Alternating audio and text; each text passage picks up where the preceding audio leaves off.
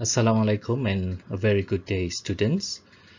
Today we will go through the second chapter, analyzing the business case. The lecture will be based on the PowerPoint which is supplied to you, and in addition we will add some facts and figures taken from this textbook. These are the learning outcomes from the textbooks. Second slide of learning outcomes, next learning outcomes. But we are going to focus on the syllabus content, which mention about strategic planning, information system project, system requests, feasibility, and also preliminary investigation. Okay, we continue with the introduction. So the term business case is referring to the reason or justification for a proposal. Later on we will see the definition in more precisely, and from a business case it will continue to the business project, and business project or system development in business starts with a system request, and then it is followed by preliminary investigation, which include feasibility studies. A framework for strategic planning. So what is strategic planning? Strategic planning is doing plan for the business with strategy, and it consists of goals, meaning that you know why you are doing something, the strategy, how, and the resources. What do you have? So in the strategic planning, it will answer the question of how, what, who, and when. Okay, and some important part of strategic planning is SWOT analysis. Here we can see an example of SWOT analysis, and this is taken from the text reference. You can see SWOT stands for strength, weaknesses, opportunities, and threats. So whenever an organization are doing a strategic planning for the future, one of the strategy is looking at the SWOT analysis. From strategic plan, it can goes to business results, meaning starting from planning, and then in the planning it goes through all the mission statement, the stakeholders, the goals, and the objectives, so that the business workers are very clear of why they are doing their business processes. These are the components of a strategic planning, and strategic planning can be done by using a case tool. Here you can see the definition that is given in the text reference. So CASE, C-A-S-E, stands for computer aided system engineering tools. The role of IT department in project evaluation, because IT department will look into the project proposal, and they will justify on why it is needed to do or to implement the projects. And in the future, you can see new industries, new product, new services, and all of these new projects in the future is to make sure that the company is competitive in the more challenging time ahead. Okay, now let us look at what is a business case. If we look at the definition of a business case as shown below, a business case is a justification for a proposed project or undertaking on the basis of its expected commercial benefit. Yeah, meaning that um, a business case is like a proposal, and in that proposal it will include the justification, the economical impact, and why, yeah, is the needs of carrying out a project. The main reason for system project, yeah, or information system projects are listed here in figure 2.4 here. 6 main reasons for system requests. Why it mentions system requests? Because when you want to have an information system project, you will firstly produce a system request, and in that system request you can put any of these 6, yeah, and elaborate them to justify why you request for that system project. Yeah, the system request can have improved service, support for new product and services, meaning more support, better performance, more information, stronger controls, and also reduce cost. Okay, factors can affect system project can be internal and also external factors.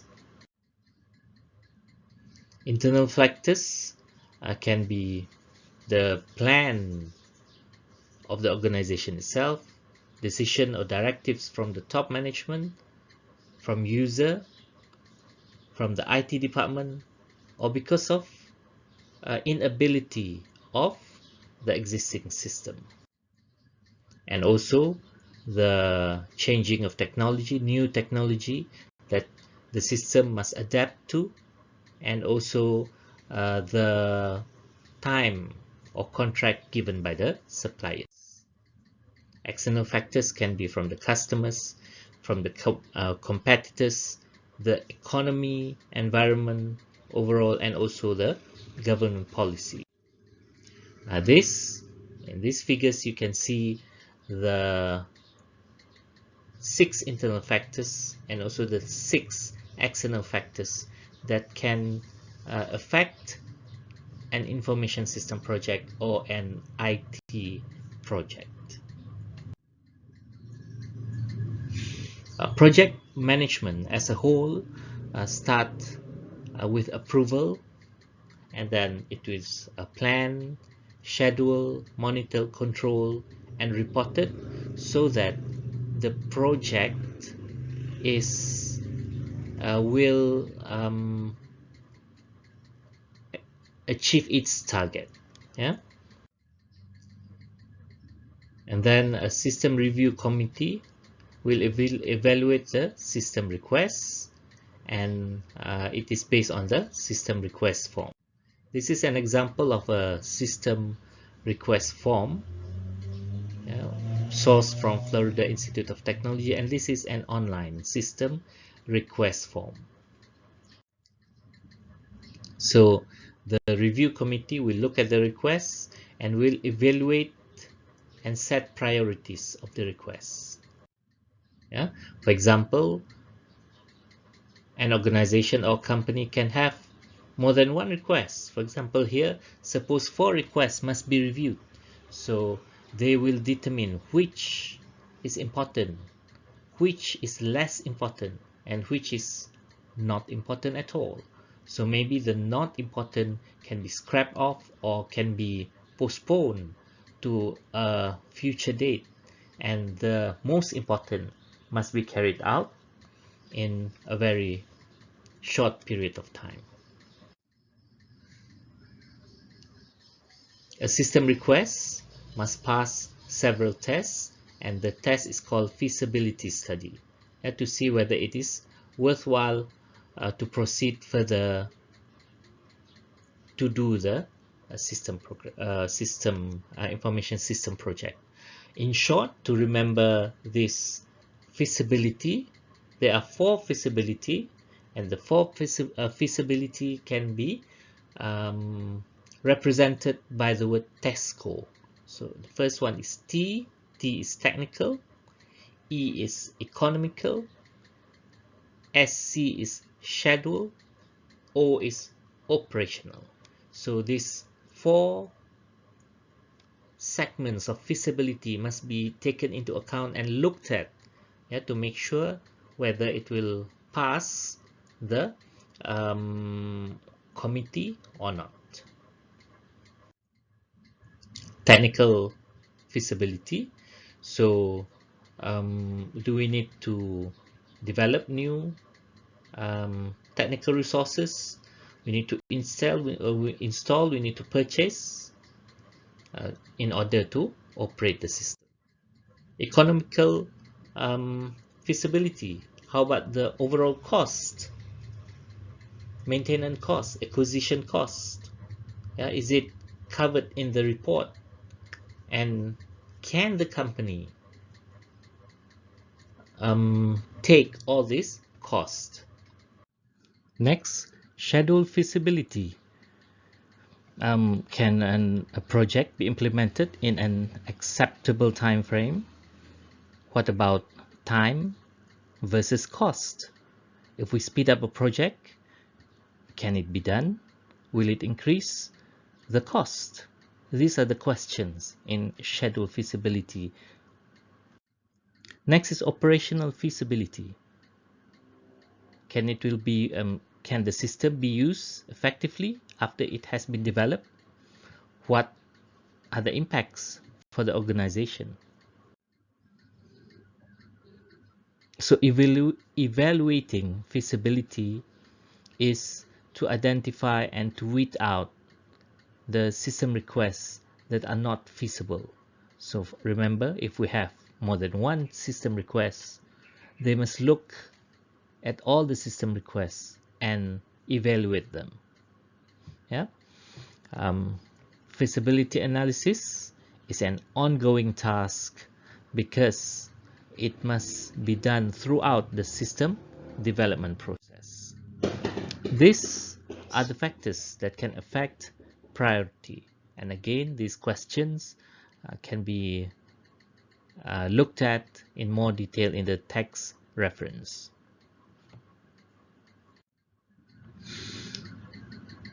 If a company must do a project, they have no choice. So it is a non-discretionary project, non-discretion project. If they have a choice whether to do it or not, these are discretionary projects or projects with discretion. Next, we are going to look at the preliminary investigation. First of all, we have an overview of the preliminary investigation. So, who conducted? It is conducted by the system analyst. Why? To study a system request and then recommend specific action based on the system request. How? It will be first of all, it must obtain authorization from the top management to proceed the prelim investigation, and then the system analyst will do fact finding, and at the end of the preliminary investigation, the system analyst will produce a report to management. Here we can see what are the fact findings that involved in the preliminary investigation. It includes the benefit of the project, the cost of the project, the scope and constraint, and also the problem or opportunity of the project. Okay, now let us go into the preliminary investigation. There are 6 steps involved in the preliminary investigation, and these are the 6 steps of the prelim investigation. This figure 2.13 is taken from the text reference. The first step is to understand the problem or opportunity. So this there's several techniques can be done by the system analyst to understand the problem itself. Yeah? Here it mentioned fishbone diagram, Ishikawa diagram, Pareto chart. Here is an example of how to understand the problem or opportunity by using a fishbone diagram. The next step is to define the project scope and constraints. So looking at the project scope, what are the boundaries or extent of the project? What is the scope of the project? And what are the constraints of the project?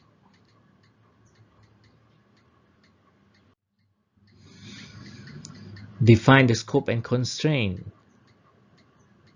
The scope, what do we have now, and how does the system change what do we have now for the better?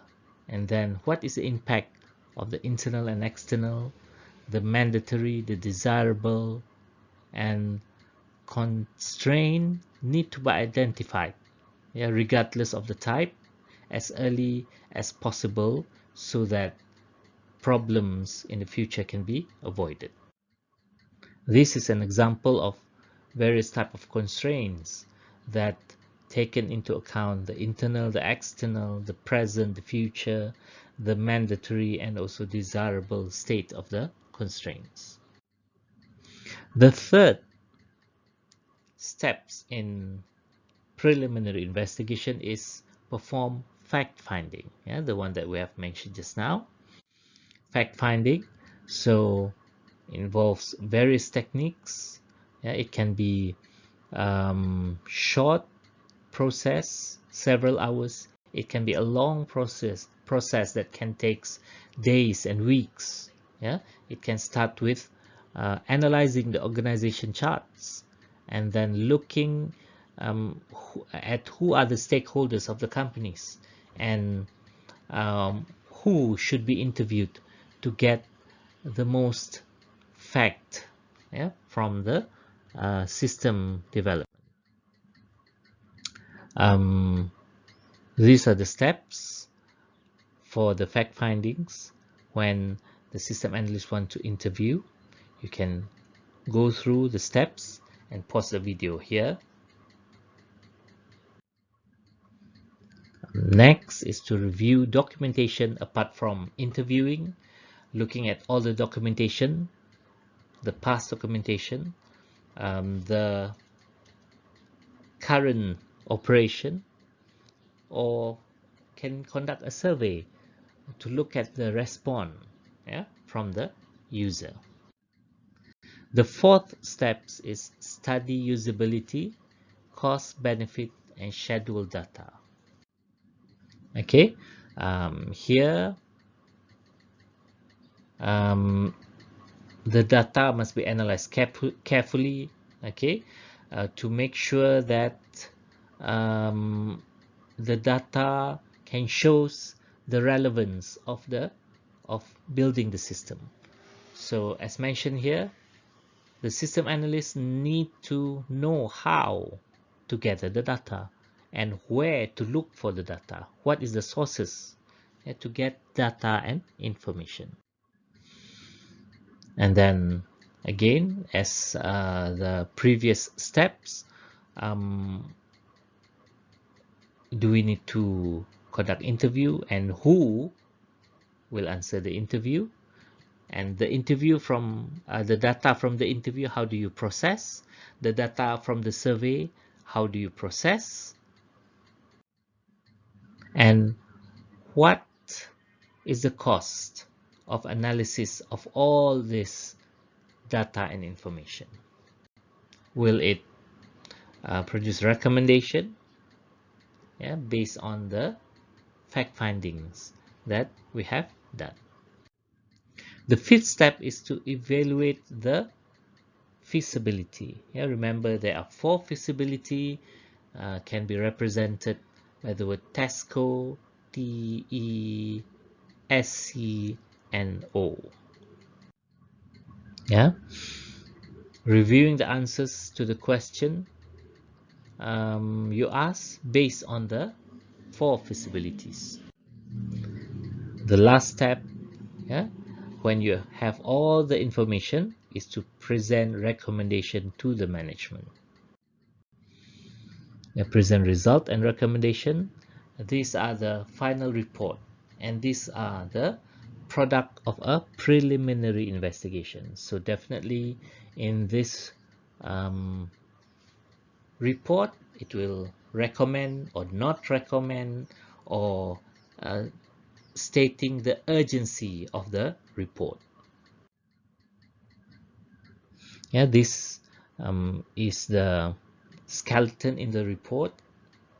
You can start from introduction, and then system request summary, the findings, the case for action, project roles, time and cost, expected benefits, and other appendices. These are the chapter summary taken from the text reference. I recommend you to pause the video and read through the chapter summary. Okay, students, we come to the end of chapter 2, analyzing the business case. Thank you for your time and attention.